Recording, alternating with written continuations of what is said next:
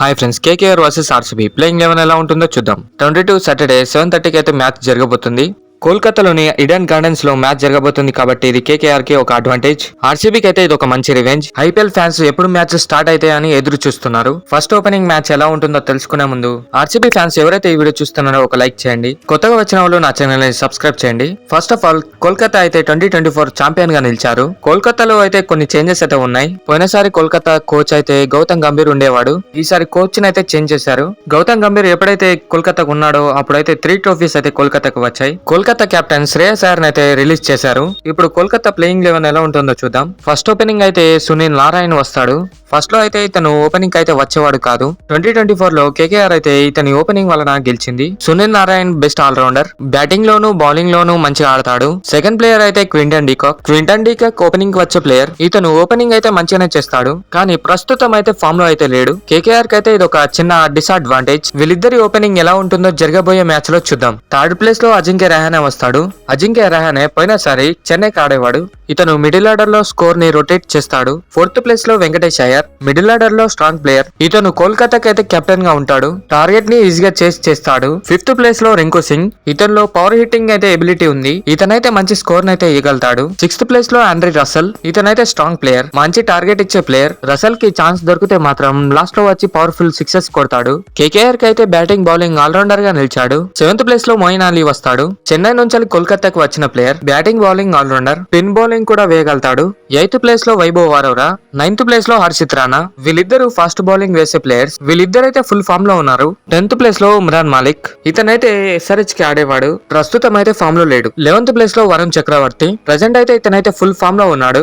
ఇతనిలో googly వేసే ability ఉంది. India తరపున ఇతనైతే మంచి బౌలింగ్ అయితే వేశాడు. ఇంపాక్ట్ ప్లేయర్ గా మనీష్ పాండే, రోమన్ పోవెల్ వచ్చే ఛాన్సులు ఉన్నాయి. కేకేఆర్ లో Mitchell Starc, Shreyas Iyer, Philip Salt వీళ్ళు ముగ్గురు లేకపోయినా టీం అయితే స్ట్రాంగ్ గా అనిపిస్తుంది. ఇప్పుడు ఆర్సీబీ ప్లేయింగ్ 11 ఎలా ఉంటుందో చూద్దాం. ఆర్సీబీలో కొత్త ప్లేయర్స్ వచ్చారు. చాలా చేంజెస్ అయితే ఉన్నాయి. ఫస్ట్ ఓపెనింగ్ అయితే ఫిలిప్ సాల్ట్ వస్తాడు. కేకేఆర్ నుంచి ఇతను వచ్చాడు కాబట్టి మంచి అడ్వాంటేజ్ అయితే ఆర్సీబీకి అయితే ఉంది. ఫిలిప్ సాల్ట్ అయితే ప్రెసెంట్ అయితే ఫామ్ లో ఉన్నాడు. సెకండ్ ప్లేస్ లో విరాట్ కోహ్లీ వస్తాడు. విరాట్ కోహ్లీ అయితే ప్రెసెంట్ అయితే ఫుల్ ఫామ్ లో ఉన్నాడు. 2024 లో ఆరెంజ్ క్యాప్ హోల్డర్ గా నిలిచాడు.